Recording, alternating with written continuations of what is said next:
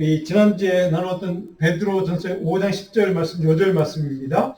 먼저 같이 한번 읽고 오늘 본문으로 들어가겠습니다. 모든 은혜의 하나님 곧 그리스도 안에서 너희를 부르사 자기의 영원한 영광에 들어가게 하시니가 잠깐 고난을 당한 너희를 친히 온전하게 하시며 굳건하게 하시며 강하게 하시며 서로를 견고하게 하시리라. 아멘. 오늘 우리가 지난주에 봤던 말씀이긴 하지만 이 베드로전서 5장 10절 마지막 부분은 오늘 우리가 이따 살펴볼 오늘 본문에 나와 있는 말씀과도 좀 연관이 있는 그런 말씀이기 때문에 말씀을 먼저 읽고 좀 기억했으면 좋겠습니다. 자, 지난주에 26장과 27장 우리가 두 장을 공부했는데요. 우리 좀 핵심적인 것만 살펴보려고 합니다. 우리 성전에서 예배하는 자들에게 전하는 진리의 메시지가 있었습니다. 26장 3절에 보니까 이렇게 기록됐습니다. 아마 성경에 되어 있을 겁니다. 같이 읽어볼까요? 그들이 듣고 혹시 각각 그 악한 길에서 돌아오리라. 그리하면 내가 그들의 악행으로 말미암아 그들에게 재앙을 내리려 하던 뜻을 돌이키리라. 악한 길에서 돌아오면 내가 이미 너에게 선포했던 심판, 재앙을 그것을 그 뜻을 그 마음을 내가 나도 바꿀게 라고 하는 하나님의 그러한 조건이 있는 그런 말씀을 우리가 살펴보았습니다. 자, 그럼에도 불구하고 그 백성들의 거절, 불순종, 그들의 하나님 말씀을 순종하기를 거역했던 그들에 대해서 예레미야 선지자가 어떤 선택을 요청하는가? 26장 13절이었습니다. 우리 성경부터 한번 같이 읽어볼까요? 13절. 너희는 너희 질과 행위를 고치고 너희 하나님 여호와의 목소리를 순종하라. 그리하면 여호와께서 너에게 선언하신 재앙에 대하여 뜻을 돌이키시라. 같은 말씀을 지금 반복하고 있습니다. 근데 이 바로 지금 읽었던 13절에는 너의 길과 행위를 고치고, 그러니까 삶의 목적이나 방향, 이제 정신적입니다. 생각, 그리고 행위, 행동, 실천하는 거, 실제기까지 같이 지금 얘기를 하고 있습니다. 그래서 마음과 생각과 행동을 동시에 고치고 이렇게 되어 있습니다. 그리하면, 그리고 목소리를 청종하면 내가 내 뜻을 돌이킬게 라고 하는 하나님의 약속이 거듭해서 반복하고 있습니다. 하나님의 기뻐하시는 선한 길로 내 삶의 길도, 삶의 방향도, 삶의 목적도, 또 행동 방식도 다 고치고 수정해라. 그리하면 이제 이런 말씀입니다. 내가 내 뜻을 돌이킬게. 여기 돌이킨다는 말은 지난주에 제가 말씀을 드렸습니다. 낙함이라는 히브리 동사입니다. 이 말은 하나님의 은혜를 베푸는 기회로 받겠다는 뜻입니다. 하나님의 뜻을 선포했던 재앙을 돌이키는 것은 그 돌이킴을 통해서 우리에게 하나님의 은혜와 긍휼과 사랑을 우리에게 베푸시겠다라고 하는 그런 의미에 돌이킨다는 의미라고 말씀을 드렸습니다. 하나님의 뜻을 돌이키는 것은 우리에게 은혜라는 것이죠. 우리에게 긍휼이라는 것입니다. 하나님의 사랑을 경험하는 기회가 된다는 뜻을 품고 있다 이렇게 말씀을 드렸습니다. 자, 그러면 오늘 본문 28장으로 넘어갑니다.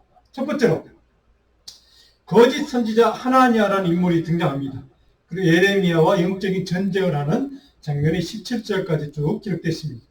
자, 거짓 선지자 하나니아가 선포했던 메시지의 내용은 무엇인가 1절로부터 4절 쭉 기록되어 있습니다. 1절에 보니까 여기 있던 말씀 가운데 이렇게 되어 있죠. 선지자 하나니아가 모든 백성이 보는 앞에서 내게 말하여 이르되, 예레미야를 향해서 얘기했다는 얘기입니다. 자, 선지자 하나니아라는 인물, 이 사람도 지금 선지자입니다. 그래서 하나니아라는 이름이 아주 의미가 있는 아주 좋은 이름입니다. 하나니아. 하나님께서 내게 은총을 베푸셨다. 그러니까 여기에 시제는 현재 진행입니다. 그러니까 하나님께서 과거로부터 지금까지 내게 은혜를 베푸시는 삶을, 복된 삶을 나는 누리고 있다라고 하는 뜻을 가진 이름이 하나니아입니다. 그런 좋은 이름을, 뜻을 가진 그 이름을 가진 사람이 하나니아인데 그 사람이 지금 어떤 인물인가? 이제 오늘 본문에 기록되어 있죠. 이름은 좋은데 그의 선지자로서의 사명은 전혀 진리와는 먼 하나님의 선지자답지 않은 그런 삶을 살던 인물인 것 같습니다. 그래서 2절에 보니까 하나님이 이같이 일러 말씀하시기를 내가 바빌론 왕의 멍에를 꺾었느니라. 하나님이 내게 이 신탁을 주셨다, 말씀을 주셨다고 지금 얘기하면서 하나님의 이름을 빌려서 지금 하나님의 메시지를 대언하는 이야기입니다. 왜? 이 사람도 지금 선지자이기 때문에 하나님이 내게 이렇게 말씀하셔서 내가 바벨론 왕의 멍에를 꺾었다. 그러니까 백성들에게 그렇게 선포해, 이런 얘기입니다. 내가 이 메시지를 들었다는 거죠. 하나님이 내게 이 메시지를 주었다는 겁니다. 거짓 선지자도 하나님의 말씀을 전한다고 주장을 합니다. 뭐 오늘에도 그런 사람들이 물론 있습니다. 그러나 그 예언은 역사적으로 그 시점이 그냥 금방 드러난, 탄로가 난 그런 가짜 예언이었습니다. 근데 이 사람이 어떤 또 예언을 하냐면, 내가 하나님을 뜻합니다. 하나님이 이렇게 내게 말씀하셨다는 얘기입니다. 3절에 보니까 내가 바벨론의 왕 느부갓네살이 이곳에서 빼앗아 바벨론으로 옮겨간 여호와의 성전 모든 기구를 2년 안에 다시 이곳으로 되돌려 오리라. 이렇게 하나님이 약속해 주셨다는 겁니다. 그 말씀을 내게 주셨고 내가 그 말씀을 너에게 지금 대신 선포한다, 이런 뜻입니다. 자, 여기 바벨론 왕 느부갓네살, 우리가 잘 아는 인물입니다. 이 느부갓네살이라는 이름의 뜻은 뭐냐면, 느부갓네살, 이 두 가지 단어가 합성한데, 느부라는 아마 이름인 것 같습니다. 느부갓네살은 뭐냐면 지경, 경계선, 그러니까 우리 그 보드라인, 경계선을 보호한다는 뜻입니다. 그러니까 느부갓네살, 느부라는 사람이 지경, 경계선을 보호한다.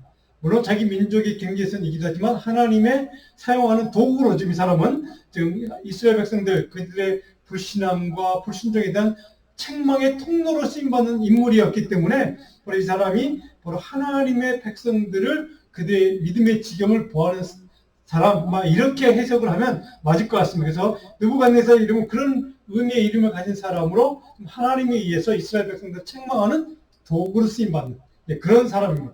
그런데 그 느부갓네살이 이스라엘 나라에 지금 침공을 해서 예루살렘 성전을 무너뜨리고 파괴하고 성전에 있는 집기들 있잖아요. 뭐 금붙이라든가 뭐 좋은 것들, 이런 것들 다 가지고 가버렸습니다.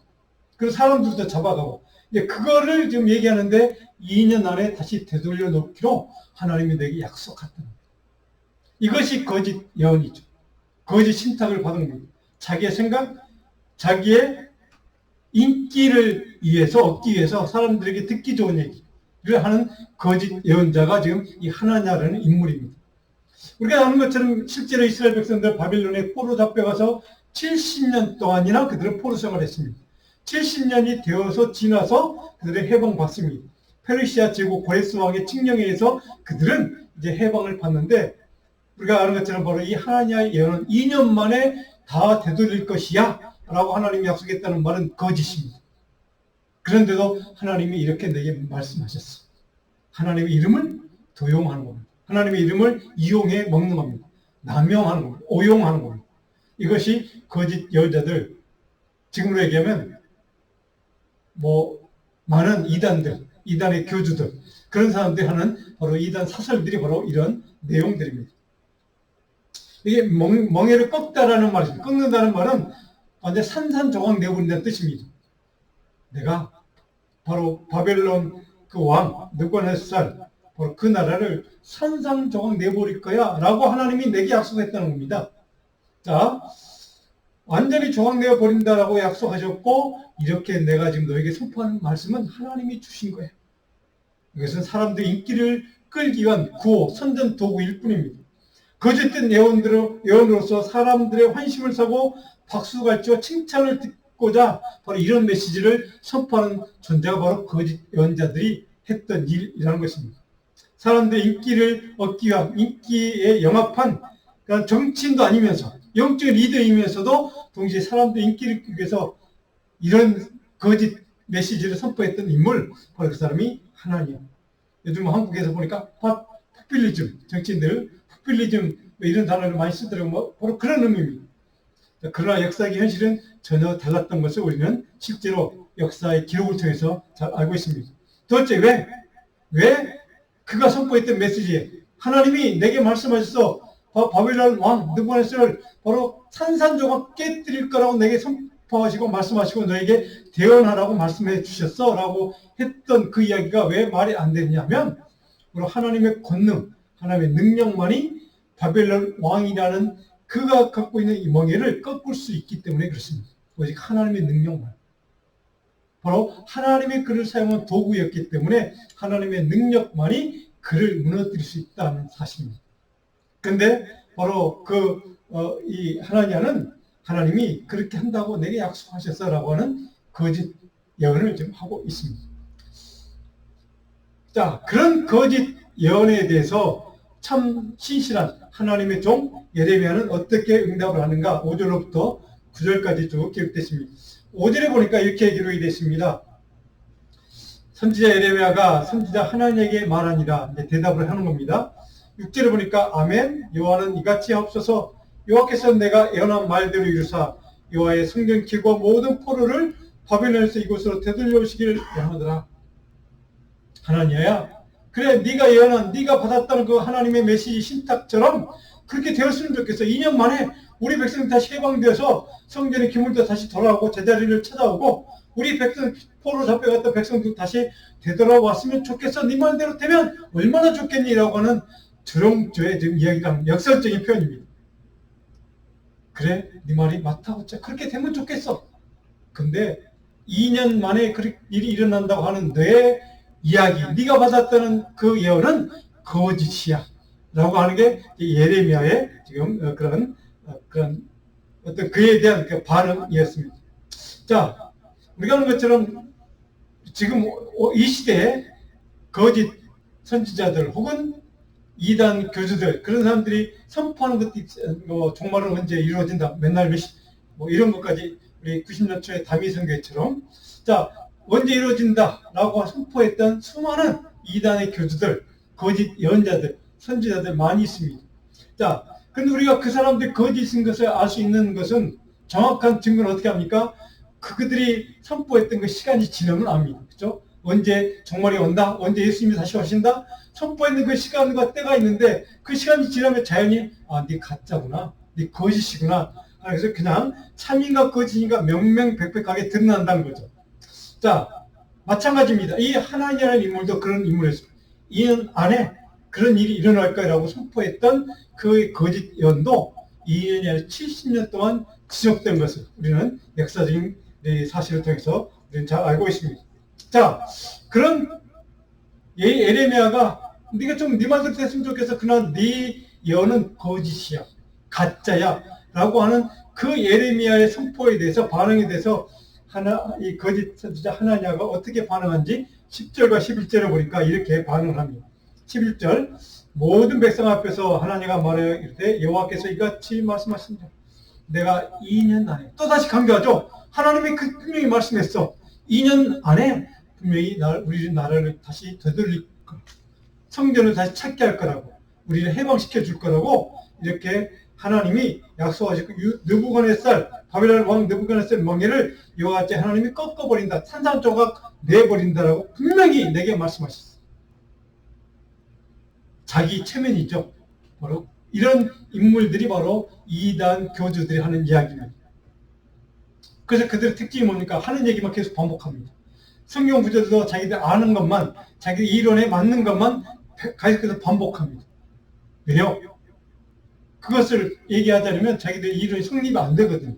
바로 오늘 하나님이 어떻습니까? 하나님 분명히 2년 안에 내게 분명히 이렇게 얘기했어. 그리고 2년이 무너지면 자기 이 예언자로서의 그런 존재의 가치가 무너지기 때문에 2년이라는 사실을 이렇게 강조하는 겁니다. 거짓 선지자의 특징입니다.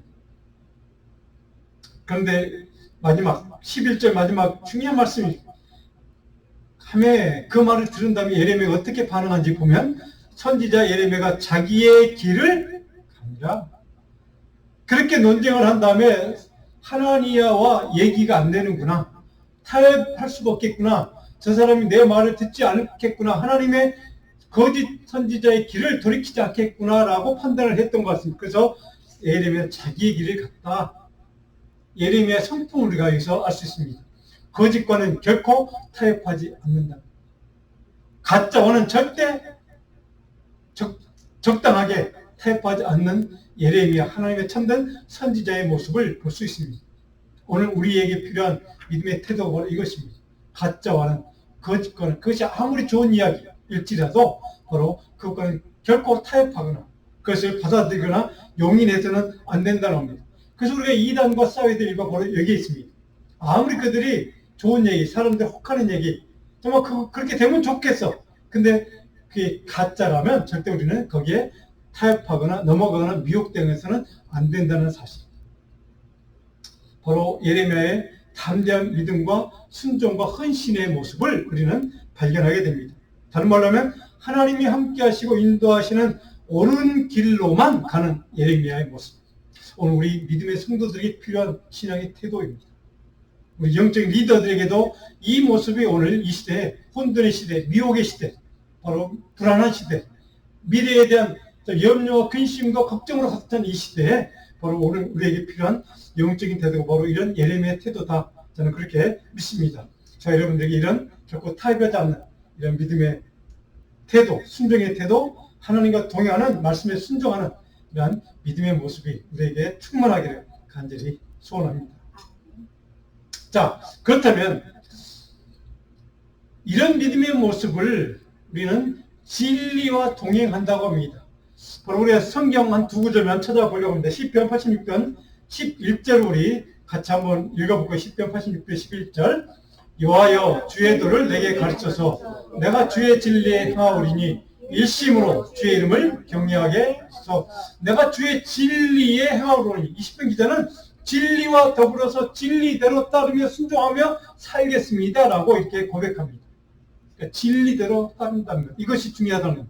예레미야가 그런 삶을 살았습니다. 하나님의 진리의 말씀, 거짓과는 결코 타협하지 않고 어렵지만 힘들지만 자기가 고통을 당하고 죽음의 위협을 당할 것을 감수하고서라도 그것이 진리라면, 그것이 하나님의 말씀의 길이라면, 주님의 뜻이라면 그 길을 내가 택하고 가겠습니다라고 하는 예레미야의 삶의 길, 선택의 길, 믿음의 길, 바로 시편 기자 고백이 바로 그 고백입니다.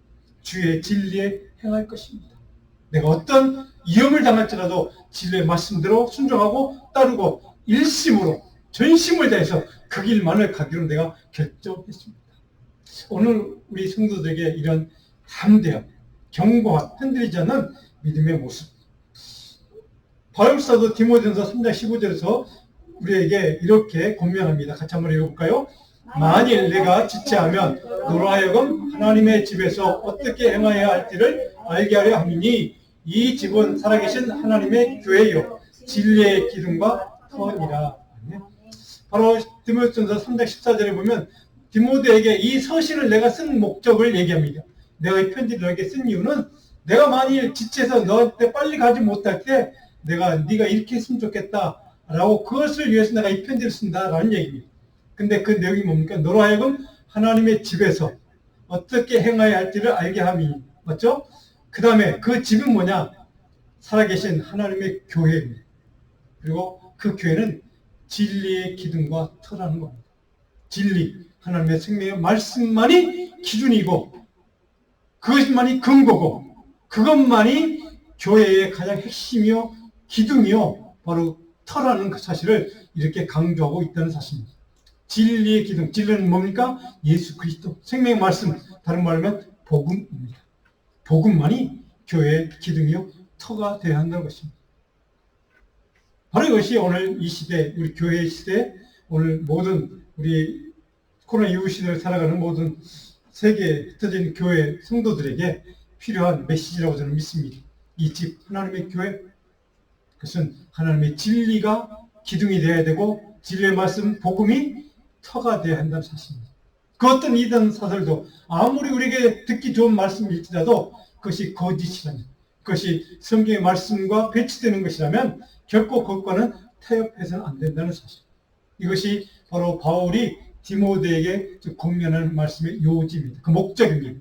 내가 없는 동안 네가 아무리 누가 너를 흔들고 내게 좋은 사탕발림의 이야기를 하신다 할지라도 결코 진리가 아니라면 교회에서는 그것은 배척하기를 바란다라고 하는 바울사도의 권면이기도 합니다.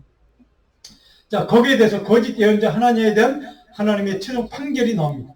하나님이 치리하십니다. 다스립니다. 12절로 17절에 보니까 이제 그 내용이 쭉 기록됐는데요. 13절에 하나님 이렇게 평가합니다. 하나님에게 말하 이르기를 여호와의 말씀에 내가, 하나님입니다. 나무 멍에들을 꺾었으나 그 대신 새 멍에들을 만들었다. 나무 멍에는 네가 꺾었어. 근데 네 그 거짓된 메시지 때문에, 거짓된 가짜 메시지 때문에 사람들에게 백성들에게 더 큰, 더 무거운, 더 힘든 새 멍에를 만들어 버렸어. 더 어렵게 만들어서 이런 얘기입니다. 가짜 선지자들의 특징이 뭐냐? 사람들에게 이런 더 큰 짐을 이렇게 씌우는 겁니다. 더 큰 부담을 지우는 겁니다. 더 큰 고통의 멍에를 씌우는 겁니다. 이것이 가짜 선지자들의, 가짜 예언자들의, 가짜 우리 이단의 그러니까 종주라고 하나요? 그런 교주들의 특징입니다. 이것이 바로 그들의 가장 잘못된 모습이기도 합니다. 거짓 메신저의 정체의 본질은 분명히 여기 있습니다. 그들은 하나님의 영광이나 하나님의 말씀의 뜻, 하나님의 계획, 섭리가 이루어지는 것이 그들은 목적이 거기 있지 않고 자기의 욕망, 자기의 의도, 자기의 그런 목적, 이런 것들을 이루는 것이 목적이기 때문에 그들 중심, 관심사이기 때문에 바로 사람들이 힘들건 말건, 사람들이 어렵건 말건, 사람들이 더 고통스럽건 말건 상관이 없습니다. 바로 여기에 이단 종교인들의 특징이 바로 여기에 있습니다. 자, 15절에 보니까 이렇게 되어 있습니다. 하나님이여, 하나님 선포합니다. 여호와께서 너를 보내지 아니할 것을 내가 이 백성에게 거짓을 믿게 하는도다. 정확하게 얘기합니다. 너는 가짜야. 너는 거짓 선지자야. 내가 너 보내지 않았어. 바로 이것이 그의 본질이란 정체성이 여기에서 탄로가 나는 겁니다. 16절, 내가 너를 침해해서 제할 것이다. 여호와께서 그 이유가 뭡니까? 너에게 패역한 말을 했었는데, 여기 패역한다는 말은 무슨 말이기도 합니다. 하나님의 뜻과 하나님의 계획과 어긋난 가짜를 선포했다는 것입니다. 그리고 내가 금년에 죽으리라. 그런데 17절 보니까 하나냐가 그 해, 금년입니다. 같은 해 7째 달에 죽었더라. 이것이 하나님이 그를 심판하시고 판단하시고 그를 치리하신 결론입니다. 자, 여러분, 이것이 거짓 선지자의 비극적인 최후이기도 하고 거짓 메시지는 반드시 드러나게 되어 있다는 사실을 우리는 여기 다시 한번 확인하게 됩니다. 진리신 하나님을 결코 속일 수가 없다는 사실입니다. 가짜는 절대 진짜와 대치될 수가 없다는 사실입니다. 언젠가는 그 가짜는 그 본질이 드러나게 되어 있습니다. 우리가 신앙생활할 때 하나님 앞에서 늘 신실하게 정직하게 하나님 앞에 그 하나님을, 의로운 하나님을, 공의로운 하나님을 속일 수 없다는 사실을 우리는 정확하게 깨닫고 하나님 앞에 신실하게 주님을 섬기고 주님을 우리가 경배하고 또 말씀을, 온전한 하나님 말씀을 신실하게 순종하는 그런 믿음의 순종의 종들이 다 되기를 간절히 소원합니다. 자, 크게 두 번째로 29장으로 넘어가면 예루살렘에 남아있는 그 하나님의 백성들, 그러니까 포로로 잡혀간 예루살렘이 아니고 포로로 잡혀가 있는 그 백성들에 대한 예레미야가 편지가 있는데 예루살렘에서 편지를 보낸 그 편지의 내용입니다. 자, 선지자 예레미야가 예루살렘에서 이 같은 편지를 느부갓네살이 예루살렘에서 바벨론 끌고 간 포로 중에 남아있는 장로들과 제사장들과 선지자들과 모든 백성에게 보냈는데 이렇게 되어 있습니다. 자, 4절을 보면 29장 4절입니다. 하나님께서 예루살렘에서 바벨론으로 사로잡혀 가게 한 모든 포로에게 이와 같이 말씀하니라. 여기서 중요한 내용을 확인합니다. 예루살렘에서 바벨론으로 사로잡혀 가게 한 주체가 누굽니까? 하나님께서. 그들을 70년 포로 생활을 하게 한 것도, 그들 포로 잡히게 한 것도, 나라가 멸망당하게 한 것도, 그 모든 행위의 주체는 누구냐? 하나님이라는 사실입니다. 하나님의 뜻이 있었고 하나님의 계획이 있었고 하나님의 섭리가 거기에 있었다는 사실입니다. 그래서 하나님께서 이렇게 시작합니다. 모든 포로에게 이와 같이 말씀하시니라. 포로 생활에 지침서를 줍니다. 하나님이 너희가 포로로 잡혀갔으니 거기서 이렇게 살았으면 좋겠다 라고 하는 포로 생활의 지침서를 내려주는 게 바로 5절의 내용입니다. 너희는 집을 짓고 거기에 살며 텃밭을 만들고 그 열매를 먹으라. 자, 하나님은 2년 있으면 돌아온다 라고 선포했죠. 그러나 예레미야는 어떻게 너희들 거기서 오랫동안 머물러야 될 거야. 그래서 거기서 살 준비를 하라는 겁니다. 그래서 오랫동안 장기 거주를 준비하라는 겁니다. 그래서 거기서 집을 지어, 오래 살아야 되니까 집을 지으라는 얘기입니다. 그리고 거기에 살며 텃밭을, 그러니까 농사를 지으라는 얘기입니다. 그리고 그 열매를 먹으라. 거기서 너희들은 오래 살아야 되기 때문에. 자, 참된 메시지를 이렇게 예레미야가 선포합니다. 자, 포로의 지경인 그 바벨론에 잡혀가서 장기간 거주할 지금 준비를 하라라고 이렇게 그들의 서신을 통해서 예레미야가 좀 알려주는 하나님 메시지를 증언해주고 있다는 사실입니다. 물론 조금 이따 10절에도 보면 그런 내용이 쭉 나오는데요. 7절에 보면 너희는 내가 사로잡혀가게 한 그 성읍의 평안을 구하고, 자, 이 말씀을 우리가 좀 기억해야 됩니다. 포로로 잡혀갔습니다. 원수 같은 나라입니다. 바벨론은. 그렇죠? 그 포로로 잡혀간 그들에게 바벨론 왕이나 바벨론 백성들은 지금 원수들입니다. 사실은. 그런데 지금 예레미야가 그들에게 권면하는 말씀은 너희들 비록 잡혀갔지만 그 나라 지경, 바벨론이라고 하는 나라의 지경을 위해서 너희들이 평안을 위해서 기도해. 그 나라의 평안을 위해서 기도하는 목적은 뭐냐? 그래야 너희들이 평안하니까. 너희들이 그곳에 살고 있으니까 그 나라가 평안해야 너희들도 평안할 거 아니니? 그러니까 너희들이 그 나라를 위해서 좀 기도해. 이렇게 지금 권면하는 이야기입니다. 그래서 마지막 7절 마지막 이는 그 성읍이 평안함으로 너희도 평안할 것입니다. 이렇게 얘기합니다. 그러니까 그 나라와 그 민족을 위해서 너희 기도해. 너희 살고 있는 그 지경 원수이지만 비록 원수로 너희들이 대할 수밖에 없는 상황이긴 하지만 그 나라를 위해서 기도하면 평안을 위해서 기도하면 하나님이 은혜를 베푸시고 그 나라를 평안케 하는 것이 곧 너희를 평안케 하는 거예요. 왜? 전쟁이 벌어지면 포로들을 먼저 전쟁의 군대로 보내지 않겠습니까?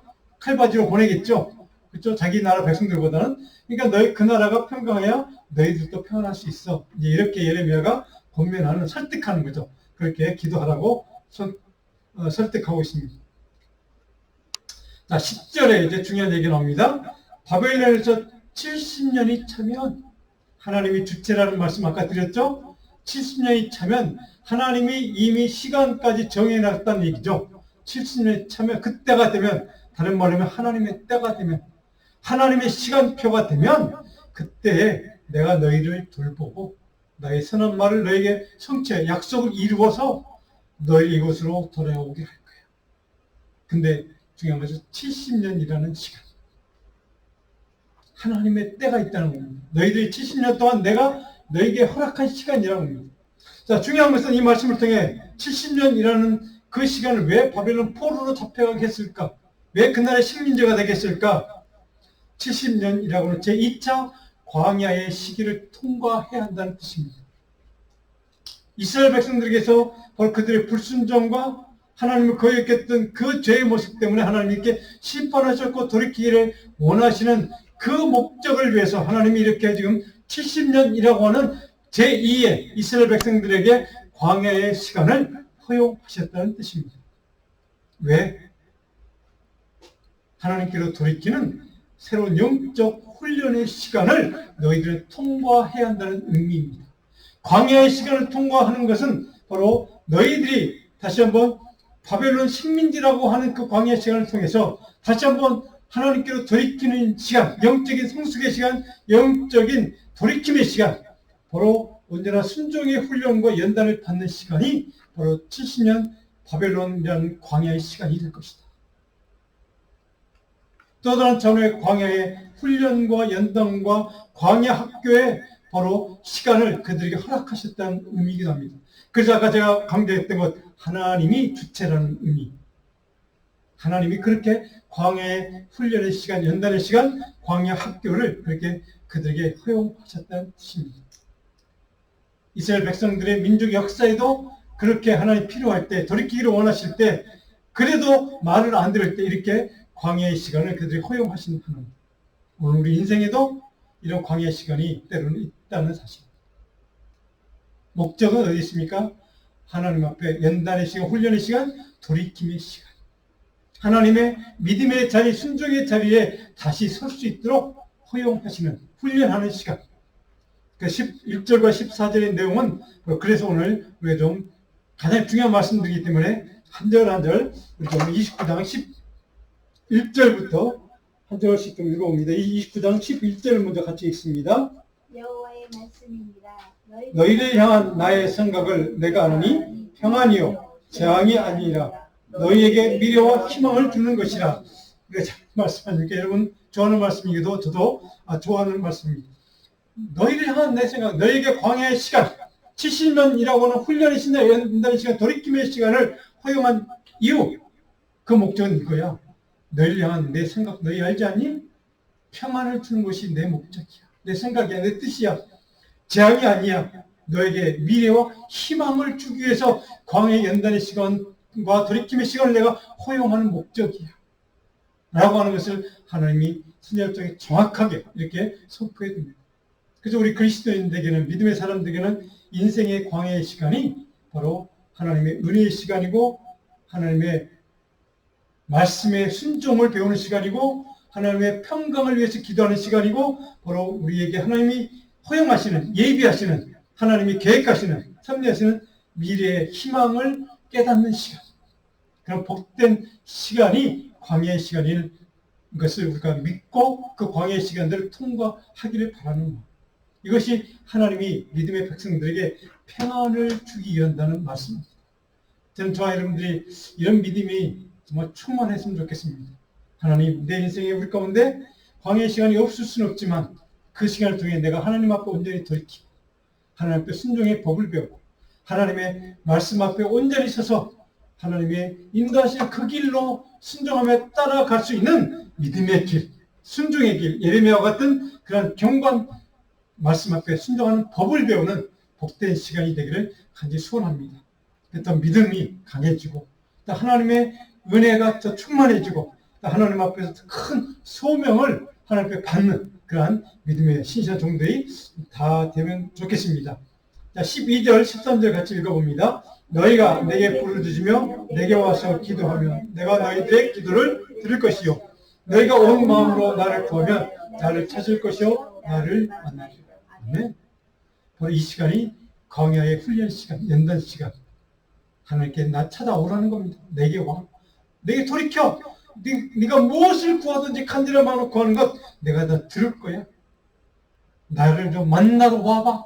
내가 만나줄게. 이미 하나님은 만날 준비를 다 마치시고 너희들이 나에게 찾아오기만, 나를 부르짖기만을 기다리시는 하나님의 마음.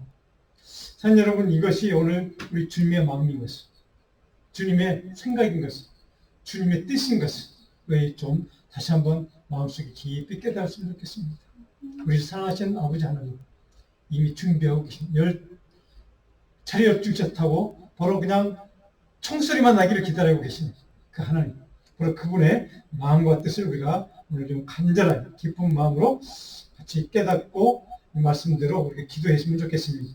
자, 14절에 보면 이렇게 되어 있습니다. 나는 너희들을 만날 것이며 너희를 포로된 중에서 다시 돌아오게 하되. 이미 약속했습니다. 나는 너희들을 만나줄 거야. 언제든지 불러만 줘. 내가 너희를 찾아갈게. 그리고 포로된 중에 다시 너희를 돌이킬 거야. 분명히 약속합니다. 선포합니다.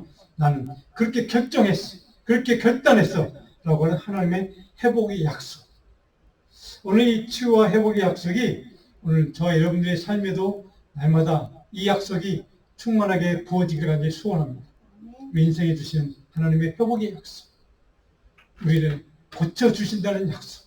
하나님이 우리의 인생의 그 어려움과 모든 터를 다 통과한 다음에 하나님이 주시는 소망과 축복과 은혜를 성취하시겠다는 이 약속. 이 약속을 저희들이 붙드는 그런 믿음으로 충만해질 간절히 소원합니다.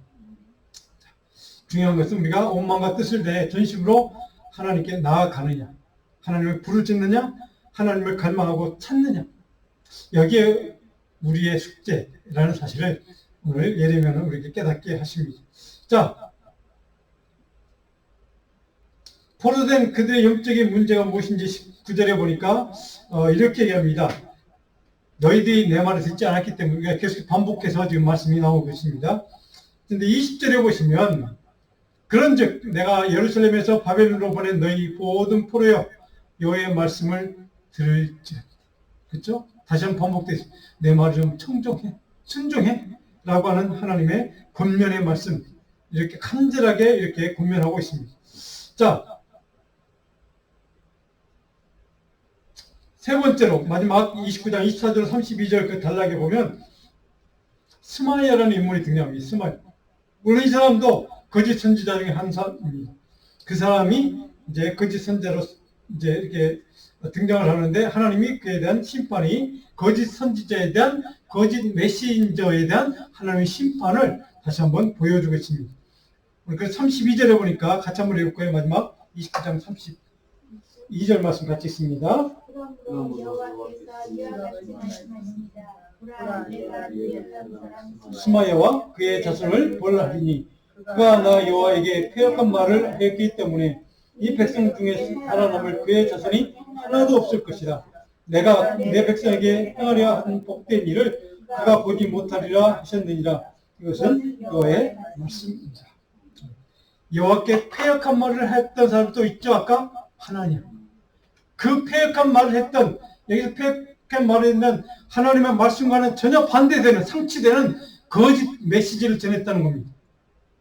바로 그것 때문에 하나님이 거짓 예언자들을 이렇게 심판하는, 철저하게 심판하십니다. 이 백성 중에 살아남을 그의 자손이 하나도 없도록 철저하게 심판하신다는 것입니다. 하나님 분명히 가짜 예언자, 가짜 메신저들을 이렇게 심판하실 것입니다. 지금 이 시간에도 많은 미혹하는 그런 가짜 예언자들, 가짜 선지자들, 가짜 기독교 사이비, 그런 종교 지도자들, 그런 사람 반드시 하나님이 심판하실 것입니다. 우리를 미혹하는 사람들 반드시 하나님은 책망하신다는 뜻입니다. 왜? 하나님은 신실한 백성에게 복을 주기 원하십니다.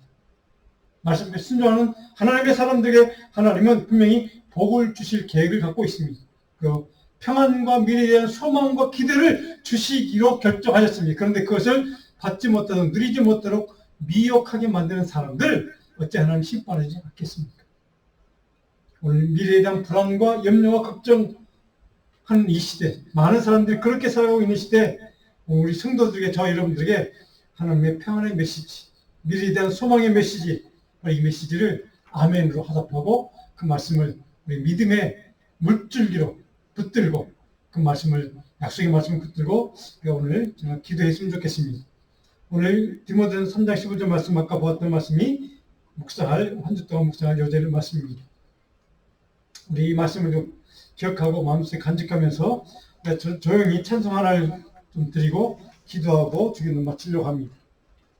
하나님은 너를 지키시는 자, 이 찬양의 가사, 우리가 잘 아는 찬양인데 같이 찬양하면서 가사를 좀 기억하시면서 신실하신 하나님 앞에 우리가 기도할 제목을 내어놓고 그 기도 앞에 우리 묵상 요절 말씀도 기억하시면서 하나님의 교회로서 우리 교회가 믿음의 진리의 터가 될 수 있도록 간절한 마음으로 오늘 은혜를 구하는 찬양으로 찬양하겠습니다.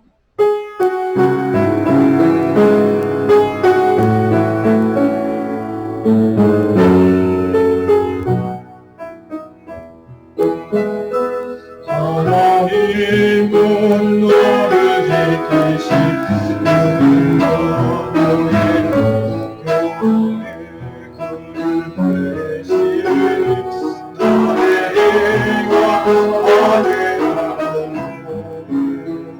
너의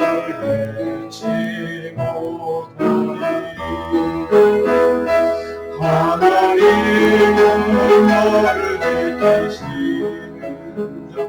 너의 만남을 명예하시니 누가 너를 지키시리라.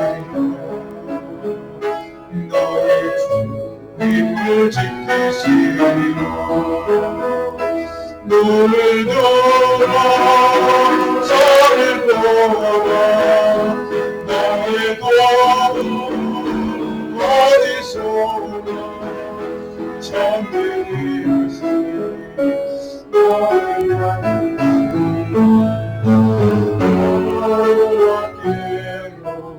다시 한번 참이 하나님은 너를 지키시는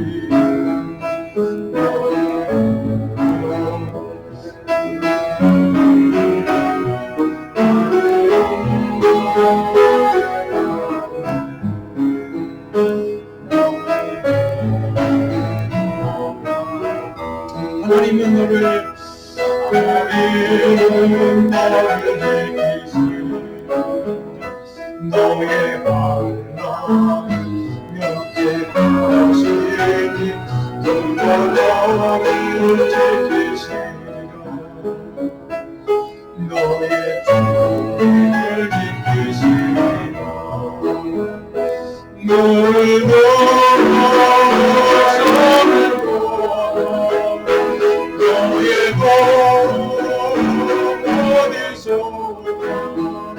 전도 되듯이 너를 만드시